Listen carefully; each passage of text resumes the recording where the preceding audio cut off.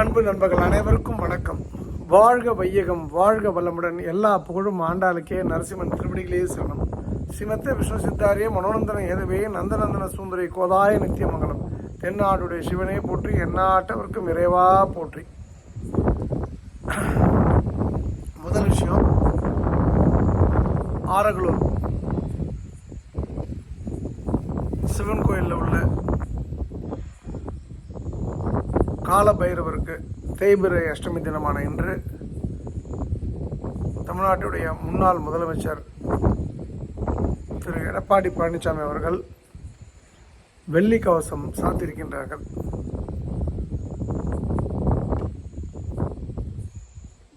ரெண்டாவது, வெள்ளிக்கவசம் சாத்திட்டு ஆண்டாள் பக்தர்கள் பேரவை தமிழகம் எங்கும் நிறைய கோயில்களிலேயும் அடையார் கேன்சர் ஹாஸ்பிட்டல் போல் சில பொதுவான இடங்களையும் செய்யக்கூடிய அன்னதானத்துக்கு இதுவரை எந்த அரசியல்வாதியை வைத்து நாம் துவங்கியதில்லை, நாம் முன்னிலைப்படுத்தியதில்லை. இதுக்கு முன்னாடி திருச்செந்தூர்லாம் திரு தளவாய் சுந்தரம் கன்னியாகுமரி எம்எல்ஏ அவர்கள் வந்திருக்காங்க. சில பல இடங்களுக்கு சில அரசியல்வாதிகள் வந்திருக்காங்க. ஆனால் முன்னாள் முதல்வர் என்றாலும், இப்போது சட்டமன்ற உறுப்பினராக இருந்தாலும், எதிர்க்கட்சி தலைவராக இருந்தாலும், ஒரு கட்சியோட தலைவராக இன்றைக்கி அவர் இருந்தாலும், எந்தவித பந்தாமும் இல்லாமல் நம்முடைய ஆண்டாள் பக்தர்கள் பேரவையுடைய அன்னதானத்தை தன் கையாலே இன்றைக்கு துவங்கி வைத்து, அது மட்டும் இல்லாமல் வந்ததற்கு அதில் ஸ்வீட்டாக கொடுக்கப்பட்ட சர்க்கரை பொங்கலையும் சாப்பிட்டு போயிருக்காங்க. இது ரொம்ப ஸ்பெஷல் தேங்க்ஸ். அரசியல் விமர்சனங்கள்லாம் அப்பாற்பட்டு தைரியமாக, எங்கே எனக்கு முஸ்லீம் ஓட்டு போயிடுமே, எனக்கு பிற மதத்தினர் ஓட்டு போயிடும், இந்த கட்சிக்கு கொள்கைகளை நான் பின்பற்றேன்னா என் கட்சியில் எனக்கு கெட்ட பேர் அதெல்லாம் இல்லாமல் ஒரு ட்ரூ ஹிந்துவாக இன்றைக்கு திரு எடப்பாடி பழனிசாமி அவர்கள் கோயிலுக்கு வந்ததும், அந்த கோயிலுக்கு ஒரு மரியாதை செய்ததும், அந்த கோயிலுக்குரிய பைரவருக்கு நம்பர் 2, அன்னதானத்தை சும்மா ஏதோ துவங்கி வச்சுட்டு ஒருத்தர் கரண்டி போடாமல் அவரும் அதை சாப்பிட்டு போனது என்னை பொறுத்த வரைக்கும் ஒரு பெரிய விஷயம். யாரும் பண்ண மாட்டாங்க. பொதுவாக சிஎம் சாப்பிட்றாரு அப்படின்னா உடனே என்ன பண்ணுவாங்கன்னா, அவங்களுக்கான அந்த சமையல் எந்த அன்னதானமோ அந்த சமையல் ஒரு A கிளாஸ் குக்கோ இல்லை 5 ஸ்டார் ஹோட்டலில் வரும். ஆனால் இந்த இடத்துல நம்ம எப்பவும் பண்ணக்கூடிய குக்கு தான். நம்ம எப்போவுமே நாம் பாமாயில் யூஸ் பண்ணுறதில்ல, நம்ம யூஸ் பண்ணுறது எல்லாமே செக் எண்ணெய், ஒரு ஹை குவாலிட்டி ரைஸு, குவாலிட்டியான ப்ராடக்ட்ஸ்னால இது இன்றைக்கி சிஎம்காக நம்ம பண்ணலை, இன்றைக்கி எக்ஸ்சிஎம்காக நம்ம பண்ணலை. பட் இருந்தாலும் அவருக்கு அது என்னெல்லாம் தெரியாது, யார் பண்ணாங்க என்ன பண்ணாங்க. அவருடைய நண்பர் சொல்லிட்டாரு, ஆண்டாள் பக்தர்கள் பேரவை இவங்க தமிழ்நாடு ஃபுல்லாக பண்ணாங்க, அவரோட ரைட் ஹேண்ட் சொல்லிட்டாரு. இன்ஃபேக்ட் நான் இன்றைக்கி கூப்பிட்டாங்க, 3 வாட்டி ஒரு 4 நாளில் கூப்பிட்டாங்க. நான் சொன்னேன், நான் வருவது சரியாக இருக்காது, ஏன்னா நான் ஒரு அமைப்பில் இருக்கேன். எங்கள் அமைப்பு அரசியல் இயக்கத்துக்கு அரசியல் இல்லாத ஒரு அமைப்பு. ரெண்டாவது இப்போ எங்களுடைய பிஜேபி அப்படின்னா கூட, இப்போ கூட திரு காளிமல்ல திரு நயனானந்தன் கூட ஒரு நிகழ்ச்சி ஒன்று பங்கேற்றிருக்கணும்.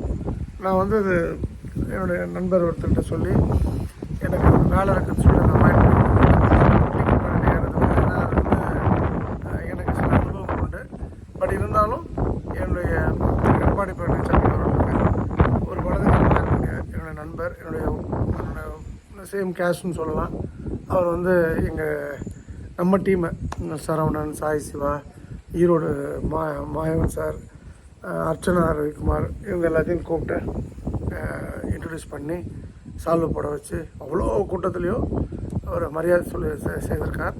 இதுக்கு எல்லாத்துக்கும் காரணம் என்னுடைய அருமை தம்பி ஆத்தூர் சதாசிவம் அவர்கள்.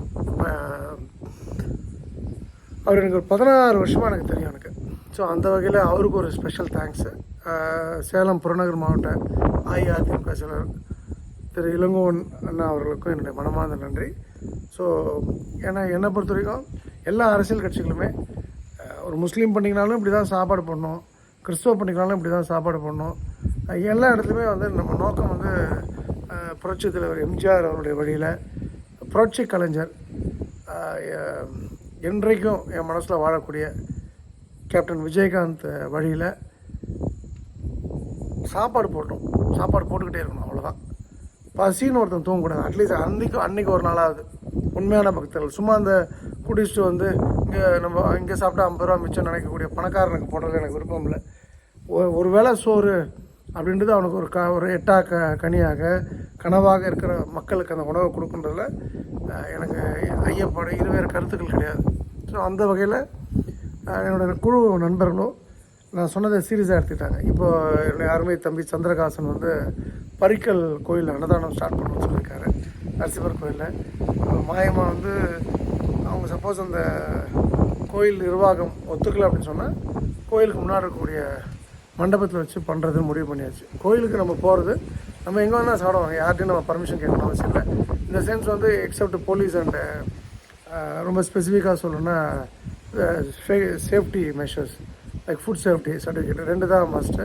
போலீஸ் பர்மிஷனும் ஃபுட் சேஃப்டியும் அது எங்கேருந்தெல்லாம் வாங்க போகிறோம். ஸோ நாம் வந்து யாருக்கும் த்ரெட்டன் பண்ணுற எந்த குழுவுக்கும் த்ரெட்டன் பண்ணக்கூடிய ஒரு அமைப்பு இல்லை.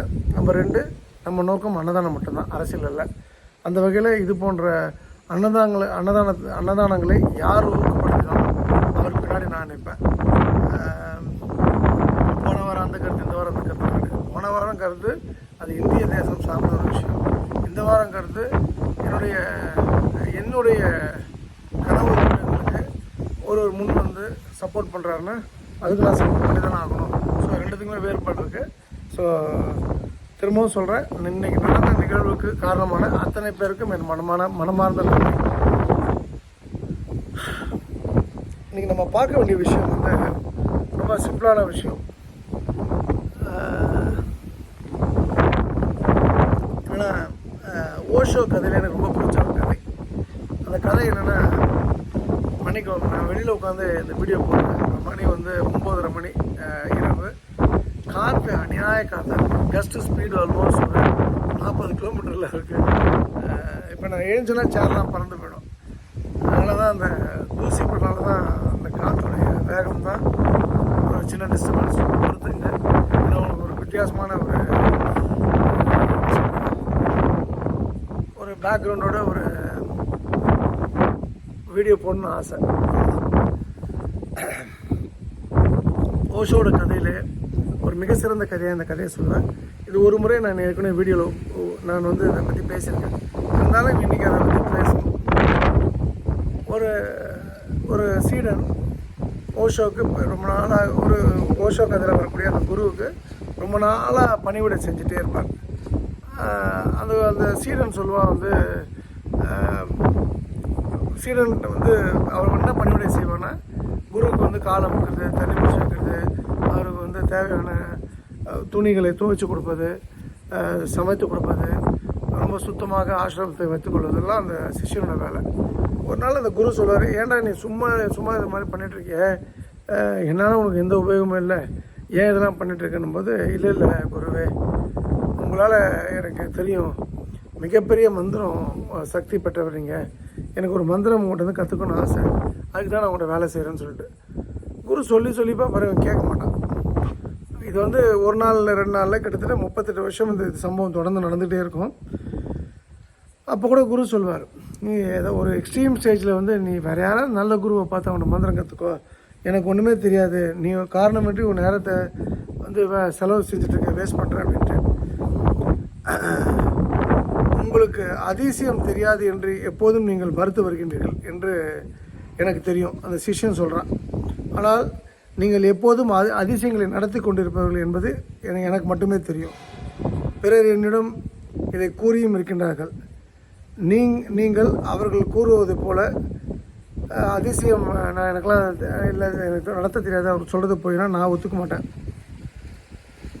அவர் வந்து அந்த சொன்னவங்களே என்கிட்ட சொன்னாங்க, அவர் வந்து உனக்கு ஏற்றுக்க மாட்டார், அவர் உனக்கு ஏற்றுக்கிட்டா தான் உனக்கு சொல்லிக் கொடுப்பாருலாம் சொல்லியிருக்காங்க. அதனால் நான் வந்து என் சைடில் ஏதாவது தவறு இருந்தது, அது ஏற்றக்கூடிய பக்கம் வரல, மனநிலை வரலன்னா சொல்லுங்கள், நான் திருத்திக்கிறேன் அப்படின்னு சொல்லுவான் அந்த சிஷ்யன். அந்த குருவான சில நாட்கள் கழித்து இவன் சொன்னதெல்லாம் ஞாபகம் வச்சுக்கிட்டு மறுபடியும் இவன் தேவையின்றி காலை இல்லாமல் சுற்றிட்டு இருக்கானே அப்படின்னு அவர் வந்து அவருக்குள்ளே வசனப்பட்டு அவர் வந்து ஒருவேளை அதிசயங்கள் நடக்கலாம், ஆனால் அவை தாமாகவே நடப்பவை, நான் அவற்றை செய்வதில்லை என்று சொல்லி பார்க்குறார். அது ஒரு உயர்ந்த தன்னுணர்வு நிலை அடைந்த மனிதனிடம் இப்படி பல விஷயங்கள் தானாகவே நடக்கும். இப்போ நீங்கள் வந்து செல்ஃப் ரியலைசேஷனை அட்டைன் பண்ணிட்டீங்கன்னா இது போல் விஷயங்கள்லாம் தானாகவே நடக்கும். ஆனால் வந்து நீ அதை நம்ப மாட்டேற. எப்படி சூரியன் உதிக்கும் போது பறவைகள் பாடுகின்றனவோ, எப்படி மலர்கள் தங்கள் இதழ்களை தாமாக திறக்கின்றனவோ, அதற்கு காரணம் என்னவென்று நீ யோசித்து பார்த்தீங்கன்னா, சூரியன் பறவைகளை பாட வைப்பதில்லை, சூரியன் வந்து இந்த அதிசயத்தை செய்வதில்லை. சூரியன் இருந்தால் போதும், இந்த அதிசயங்கள் தானாக நடக்கப் போகின்றது. அப்போ இப்படி தன்னுணர்வு நிலையில் விழிப்பு பெற்ற ஒரு மனிதனின் இருப்பே பல மலர்கள் இதழ் மலராகவும் பல பறவைகள் காணம் பாடவும் போதுமானதாக இருந்து கொண்டிருக்கின்றன. சொல்லி பார்ப்பார், மறுபடியும் இதெல்லாம் சொல்வார். அந்த வயதான குரு, சரி நான் உனக்கு ஏதாவது ரகசியத்தை கூறினால் அன்று நீ என்னை விட்டு அன்று நீ என்னை விட்டு போயிடணும், நீ இப்போ இருக்கிறத பார்த்தா என்னை விட்டு போக மாட்டே போல் இருக்கு அப்படின்னு சொல்லிட்டு, சரி நான் இவ்வளோ தூரம் நீ வற்புறுத்தினால நான் சொல்லித்தரேன். அந்த மந்திரத்தை நாளை காலைல 4:30 6 பிரம்மமுகூர்த்தத்தில் சொல்கிறேன். அந்த மந்திரம் என்னென்னா ஒரு திபெத்திய மந்திரம், ரொம்ப பவர்ஃபுல்லான மந்திரம். ஓம் மணி பத்மி ஹம் அப்படின்னு சொல்லி கொடுப்பார். ஓம் என்பது வாழ்விற்பின் நிரந்தர ஓசை. மணி பத்மி ஹம் என்றால் தாமரை பூவில் இருக்கும் வைரமணி. மணி என்றால் வைரம், பத்மம் என்றால் தாமரை. ஆக அதன் அர்த்தம் நிரந்தர ஓசையும் தாமரை பூவுக்குள் இருக்கும் வைரமும் என்பதாகும். இது முக்தி நிலை என்பதன் அர்த்தமாகும். எங்கும் பறந்து உள்ள நிரந்தர ஓசையும் தாமரையின் அழகும், மேலும் தாமரையின் உள்ளிருக்கும் வைரத்தின் ஒளியும். குரு வந்து இந்த சின்ன மந்திரத்துக்குள்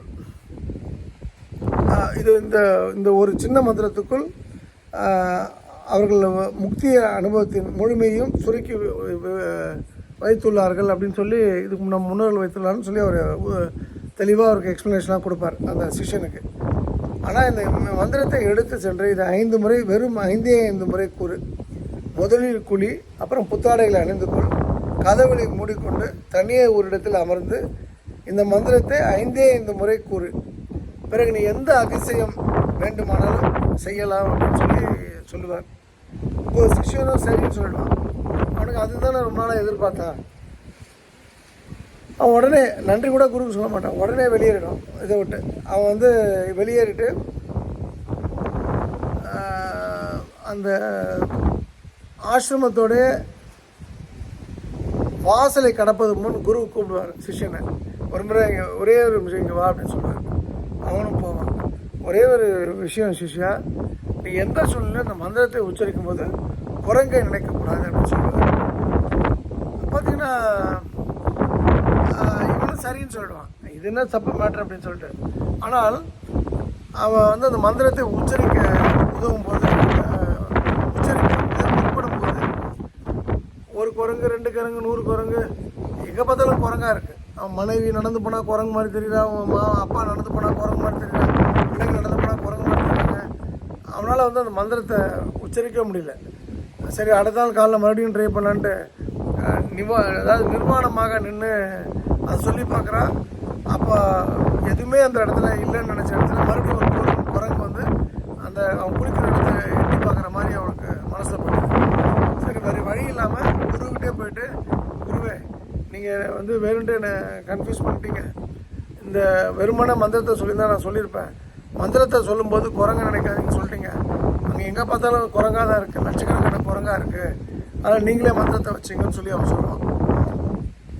குருவும் வந்து சரி நான் மந்திரத்தை வச்சுக்கிறேன், நீ அப்போ கிளம்புன்னு சொல்லுவார்.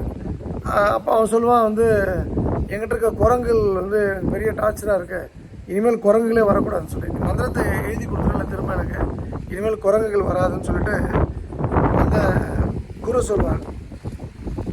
இப்போ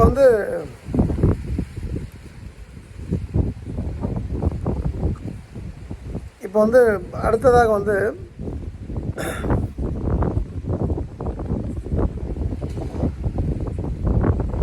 நான் என்ன செய்வது,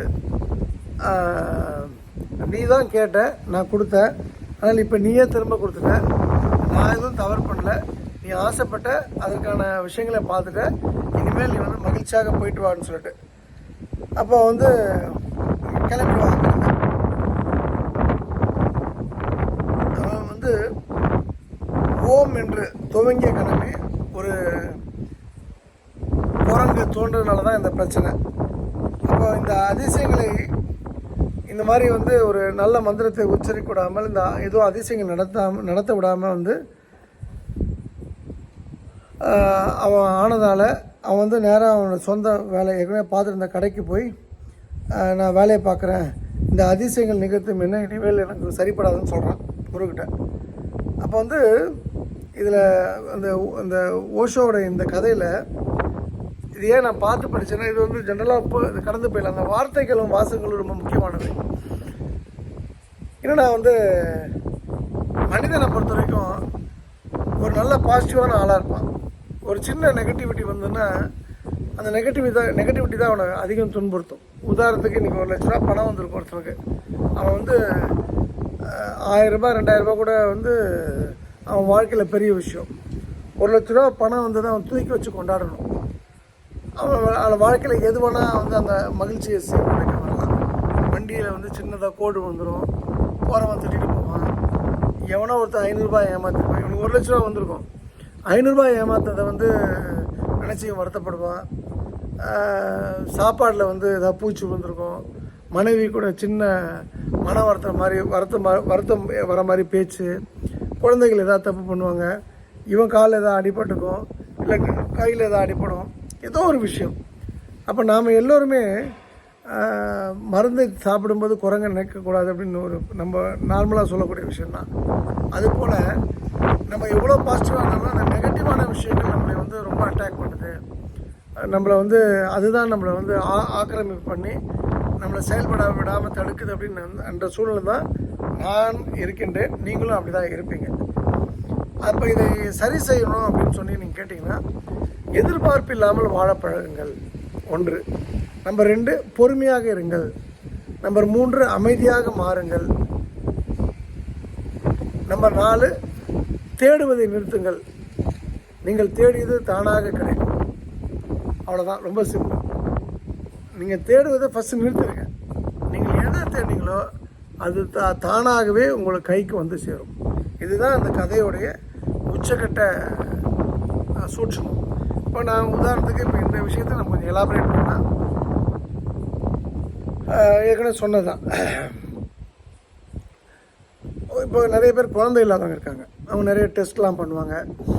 குழந்தை நாளைக்கு அது நின்றுடும் அப்படின்னு நினைக்கிற இடத்துல அந்த கரு கலைஞ்சி போயிடும். 45 நாளில் வந்து எனக்கு நான் குளிக்கலை, அப்போ இந்த வாட்டி நான் கன்சீவ் ஆகிடுவேன் போல் இருக்கு அப்படின்னு ரொம்ப நாள் கழிச்சு மனைவி சொல்கிற இடத்துல அது நடக்கலை அப்படின்னு சொன்னால் ஒரு ஒரு சங்கடம் வரும், ஒரு வலி இருக்கும். இப்போ இது போல் ஒரு வலி இருக்கக்கூடிய ஒரு ஆளை நீங்கள் உதாரணமாக எடுத்துட்டிங்கன்னா, உண்மையிலே இந்த முறை அவங்களுக்கு குழந்தை கிடைக்க போகின்றது. ஆனால் அவங்க அந்த குழந்தை கிடைக்கும்ன்றது வந்து அவங்களுக்கு ஒரு 70-80% ஷூராக தெரியும். நம்ம கிடைச்சிடும், கடவுள் கொடுத்துருவாரு. மருத்துவத்தாலும் கிடைக்கலாம், மருத்துவம் இல்லாமல் கடவுளாக இருந்தாலும் கிடைக்கலாம் அப்படின்ற இடத்துல அந்த பெண்ணுக்கும் அந்த கணவனுக்கும் அந்த குழந்தை இல்லாத வலியினால், இதுக்கு முன்னாடி ஏற்பட்ட அனுபவங்களால் ஒரு சின்னதாக ஒரு ஒரு நெகட்டிவிட்டி இருக்கும். இந்த வாட்டி கலந்துச்சுன்னா நம்ம மாமனார் மாமியாருக்கு என்ன சொல்கிறது, அண்ணன் தம்பி அக்கா தங்கச்சிக்கு என்ன சொல்கிறது, சுற்றத்துக்கு என்ன சொல்கிறது, என் மனைவி மல்லாட்டின்னு சொல்லுவாங்க, இல்லை என்னை ஆண்மையற்றவன்னு சொல்லுவாங்க. 2 பேருமே இப்படி திங்க் பண்ணிப்பாங்க. ஆனால் என்ன சொல்கிறேன்னா, இப்போ குழந்தை இல்லைன்றதுக்காக நம்ம செத்து போயிட முடியுமா? குழந்தை இல்லாத இடத்துல முதல்ல ஒரு விஷயம் என்னென்னா, கணவனுக்கு மனைவி குழந்தையாகவும் மனைவிக்கு கணவன் குழந்தையாகவும் மாறணும். அவ்வளோதான். கிடைச்சா கிடைக்கட்டும். இது வந்து என்னுடைய தலையெழுத்து. குழந்தை கிடையாதுன்றது கடவுள் யார் அதை மாற்ற முடியும்? நம்ம அந்த கடவுளோட காலம் இன்னும் இருக்க பிடிக்கிறது தவிர வேறு வழி கிடையாது. இந்த வேட்டலில் சொல்லுவாங்க, அந்த ஒரு நல்ல கதை, வேட்டலில் செந்தமிழர்கள். அந்த கதையுடைய ஒரு ஆய்வாளர், காட்டு ஆய்வாளர், காடை பற்றி ஒரு ரிசர்ச் பண்ணக்கூடிய ஒரு ஆய்வாளர் பார்த்திங்கன்னா, ஒரு காட்டுவாசிக்கிட்ட கேட்பார், ஒரு மனிதர்கிட்ட கேட்பார், நீங்கள் காட்டுக்குள்ளே போகிறீங்களே பயம் இல்லையா? பயம் இல்லை. மிருகங்கள் வந்து ஏதாவது உங்களை சாப்பிட்டுடுச்சுன்னா, உங்களை அடிச்சிடுச்சுன்னா, எல்லாம் அது மாதிரி இது வரைக்கும் நடக்கலை. பாம்பு ஏதாவது கடிச்சிருச்சுன்னா இது வரைக்கும் நடக்கலை. யானை ஏதாவது உங்களை தூக்கி போட்டு முயற்சிச்சுன்னா நடக்கலை. இப்படி ஒரு 10 விஷயங்களை சொல்லிகிட்டே வருவார். இது வரைக்கும் நடக்கலைன்னு சொல்லுவார். கடைசியாக சொல்லுவார், ஒரு மிருகம் பேரை சொல்லி, இது நடந்துச்சுன்னா என்ன பண்ணுவீங்க? ஒரு புலி வேகமாக வருது, 2 அடி தான் இருக்குது, அது வந்து எந்த நொடி வேணால் உங்கள் மேலே பாய்ந்து உங்களை சாப்பிட போகுது, அப்படின்னா என்ன பண்ணுவீங்கன்ட்டு. அப்போ அவன் சொல்கிறது தான், என்னை படைச்சது கடவுள், அந்த புலியை படைச்சதும் கடவுள், கடவுளுக்கு எப்போ என்ன பண்ணணும்னு தெரியும். என்னை படைச்ச கடவுளே என் உயிரை எடுக்க போகிறான்னு அவர் தீர்மானித்த பிறகு நான் யார்கிட்ட போய் கேட்க முடியும்? அப்போ நான் என்ன பண்ணுவேன்? நான் கடவுளேன்னு சொல்லிட்டு அந்த புலிக்கு முன்னாடி சாஷ்டாங்கமாக விழுந்து வணங்குறது தவிர ஒரு வழி கிடையாது அப்படின்னு ஒரு விஷயம் சொல்லுவான். இந்த இடத்துல நாமளும் அதுதான், நம்ம எதிர்பார்ப்பு இல்லாமல், அதிக எதிர்பார்ப்புகள் இல்லாமல், அதிக ஏமாற்றங்கள் இல்லாமல் ஒரு வாழ்க்கையை முன்னெடுக்கணும்னு சொன்னால், நான் சொன்ன விஷயங்களோட கடவுளே பண்ணணும்னு நினச்சிட்டாரு, கடவுள் நிச்சயமாக கொடுப்பார், கடவுள் நிச்சயமாக நல்லதே நடத்தி கொடுப்பார்ன்ற ஒரு எண்ணத்தோடு தூங்க செல்லுங்கள். பெரிய மாற்றம் வரும், பிரம்மாண்டமான மாற்றம் வரும். நீங்கள் எதிர்பார்க்கக்கூடிய அத்தனை விஷயங்களும் நிச்சயமாக நடக்கும். நேற்று ஒரு சின்ன விஷயம் நான் சொல்ல விட்டுட்டேன், அது அந்த கிளாஸ் சொல்லக்கூடிய ஒரு விஷயம். அதில் வந்து எனக்கு ரொம்ப பிடித்த ஒரு மனிதர் வந்து பாலா அப்படின்னு சொல்லிட்டு ஒரு military man, ex service man. ரெண்டாவது வந்து பிரபு அப்படின்னு சொல்லிட்டு அவரும் தஞ்சாவூர், 2 பேருமே தஞ்சாவூர் பெல்ட். ஒருத்தர் பாவனாசம் பிரபு, இவர் Thanjavur, proper Thanjavur military ex service Bala. இவங்கள்ட்ட நான் ரொம்ப ஆச்சரியப்பட்டது என்னென்னா, அந்த கிளாஸில் வந்து ரொம்ப ஈஸியான கேள்விகளை ஆன்சர் பண்ணல, ஆனால் ரொம்ப கடினமான கேள்விகளை எல்லாருமே ஆன்சர் பண்ணாங்க. அதில் ரொம்ப யாரா பெஸ்ட் அப்படின்னு கேட்டிங்கன்னா, நான் வந்து அந்த பிரபு தான் சொல்வேன். அவர் வந்து ஒருத்தர் வந்து உள்பனியன் போடாதுன்னு சொன்னார், உடனே காட்டிடுறாரு. சைவம் தான் அவர் சாப்பிட்டாரு. அவரை ஃபோர்ஸ் பண்ணாங்க, இல்லை சார் நான் சைவம் தான் சாப்பிடுவேன், அசைவம் சாப்பிட மாட்டேன்றார். மற்றவங்களாம் அசைவம் சாப்பிட்றாங்க, ஒரு 2-3 பேரை தவிர மற்றவங்க எல்லாமே அசைவம் சாப்பிட்றாங்க. அடுத்த நாள் பார்த்தா ஒரு புது ஷர்ட் போட்டு வர்றார், வெள்ளை கலர் சட்டை போட்டு வர்றார். அடுத்த நாள் பார்த்தா அந்த கருங்காலி மாலை வீட்டில் காட்டி வச்சுட்டு வந்துடுறாரு. இப்போ நீங்கள் வந்து இந்த கதையோட தொடர்புடைய ஒரு விஷயம்னா, நீங்கள் உங்களுக்கான வாழ்க்கையை முன்னெடுத்தீங்கன்னா கடவுளிடம் நீங்கள் பேசுவதற்கு நிறைய வாய்ப்புகள் கிடைக்கும், கடவுளோடே இருப்பதற்கு உங்களுக்கு வாய்ப்புகள் கிடைக்கும். ஸோ அந்த வகையில் நீங்கள் இந்த நொடியை வாழணும், உங்களுக்காக வாழுங்க, அடுத்தவர்களுக்காக வாழாதீங்க. மாற்ற வேண்டிய இடத்துல மாற்றுங்க. மாற்றம் என்பது உங்களிடம் துவங்கினால் பிரபஞ்சமும் அதை உங்களுக்காக எண்ணத்தை மாற்றி அதை என்ன செய்ய வேண்டுமோ அதை உடனடியாக செய்யும். ஸோ அந்த வகையில் பிரபஞ்சம் வேறு இல்லை, கடவுள் வேறு இல்லை. கடவுளுக்கு உங்களை பிடிக்கணும்னா உங்களை மாற்றிக்கொள்ளுங்கள். இந்த அருமையான வாய்ப்பு கொடுத்த திருச்செந்தூர் பணிமன்றத்தின் தாய் ஆண்டாளுக்கும் நரசிம்மாவுக்கு என் மனமார்ந்த நன்றி. மீண்டும் நாளை இரவு இதே இடத்துல சந்திப்போம். ஆடி ஆடி அகம் கரைந்து இசை பாடி பாடி கண்ணீர் மல்கி எங்கும் நாடி நாடி நரசிங்கா என்று வாடி வாடும் இவ்வாழ்நிலை எல்லா புகழும் ஆண்டாளுக்கே. நரசிம்மன் திருவடிகளே சரணம். நன்றி, வணக்கம். சர்வம் கிருஷ்ணார்பணம். ஸ்ரீராம ஜெயம், ஸ்ரீராம ஜெயம்.